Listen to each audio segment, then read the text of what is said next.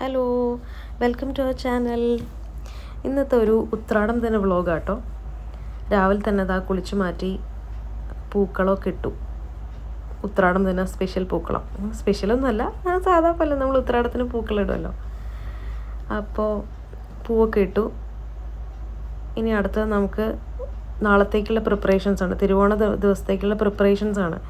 Preparations എന്ന് പറഞ്ഞാൽ നമുക്ക് ഉപ്പേരികളൊക്കെ വറുക്കാനുണ്ട്, പിന്നെ തൊടുകറികളൊക്കെ ഉണ്ടാക്കണം. ഇപ്പോൾ പണ്ടൊക്കെ നമ്മൾ സ്ഥിരമായിട്ട് ഇങ്ങനെ വറക്കുമായിരുന്നു കേട്ടോ ഉപ്പേരികളൊക്കെ. പക്ഷേ ഞങ്ങളുടെയൊക്കെ ഒരു സ്കൂളിങ് കഴിഞ്ഞതിന് ശേഷം പിന്നെ അങ്ങനെ ഉണ്ടായിട്ടേ ഇല്ല. ഇന്നെല്ലാം റെഡിമെയ്ഡ് വേണമായിരുന്നു, എല്ലാം പാക്കറ്റായിട്ടുള്ള ഇത് വാങ്ങുക. കാരണം ആരും കഴിക്കാത്തതുകൊണ്ട് നമ്മളെല്ലാം ഉപ്പേരിയൊക്കെ പാക്കറ്റ് വാങ്ങുക ചെയ്യുക. ഇപ്രാവശ്യം ഒരു വെറൈറ്റിക്ക് വേണ്ടിയിട്ട് ഞങ്ങൾ മോനൊക്കെ ഉള്ള അവർക്കൊക്കെ ഒരു എൻജോയ്മെൻ്റ് ആണല്ലോ എന്ന് വിചാരിച്ചിട്ട് ഞങ്ങൾ ഉപ്പേരി വറക്കാമെന്ന് വിചാരിച്ചു. അങ്ങനെ ഒരുപാടൊന്നുമല്ല, കുറച്ച് വളരെ കുറച്ച്. വട്ടം വറുത്തു, 4 വറുത്തു, പിന്നെ ചേന വറുത്തു, പിന്നെ കടല വറുത്തു. ഇത്രയാണ് ഉപ്പേരികളിൽ ഞങ്ങൾ ഉണ്ടാക്കിയത്. പിന്നെ അത് കഴിഞ്ഞപ്പോഴത്തേക്ക് ഇഞ്ചിക്കറിയും വടുകപ്പുളിയും ഉണ്ടാക്കണം എന്ന് പറഞ്ഞു. അപ്പോൾ അത് ഉണ്ടാക്കാൻ നിന്നു. അപ്പോൾ തന്നെ അത് ഉപ്പേരി മാറ്റി ഉടനെ തന്നെ നമ്മൾ തൊടുകറികൾ ഉണ്ടാക്കാൻ നിന്നു. അപ്പോൾ അത് ആ ഉപ്പേരി ഉണ്ടാക്കുന്ന അതേ എണ്ണ തന്നെയാണ് കേട്ടോ യൂസ് ചെയ്തേക്കുന്നത്. അതുകൊണ്ടാണ് അങ്ങനെ ഇരിക്കുന്നത്. വെളിച്ചെണ്ണ തന്നെയാണ്. ഇപ്പോൾ വെളിച്ചെണ്ണയ്ക്കൊക്കെ എന്താ വില. അപ്പോൾ അതുകൊണ്ട് ഞങ്ങൾ ആ എണ്ണ തന്നെ യൂസ് ചെയ്തു. അതിലേക്ക് കുറച്ച് എണ്ണ അതിൽ നിന്ന് എടുത്തിട്ട് നമ്മൾ കടുക് പൊട്ടിച്ചു. കടുകും വറ്റൽമുളകും കറിവേപ്പിലയും കൂടെ, ആ വീഡിയോ എവിടെയോ മിസ്സായിട്ടുണ്ട്. അത് കഴിയുമ്പോഴത്തേക്ക് അതിലേക്ക് ഇഞ്ചിയും പച്ചമുളകും ഇട്ട് അത് പച്ചമണം മാറുന്നവരെ ഒന്ന് വഴറ്റുക. ഇതെല്ലാവർക്കും അറിയുന്ന ഐറ്റം തന്നെയാണ്, റെസിപ്പി തന്നെയാണ്. പിന്നെ പലരും പല സ്ഥലങ്ങളിലും പല രീതിയിലാണ് ഇത് ഉണ്ടാക്കുന്നത്. ചില ആൾക്കാർ ഇഞ്ചി നല്ല എണ്ണയിൽ കംപ്ലീറ്റ്ലി എണ്ണയിൽ വറുത്തങ്ങ് കൂരും. ഇപ്പോൾ ഞാൻ ജസ്റ്റ് ഇങ്ങനെ വഴറ്റാറേ ഉള്ളൂ. വഴറ്റിയിട്ട് ഉപ്പിട്ട് വഴറ്റി കഴിയുമ്പോഴത്തേക്ക് ഒന്ന് വഴണ്ടി വന്നു കഴിയുമ്പോഴത്തേക്ക്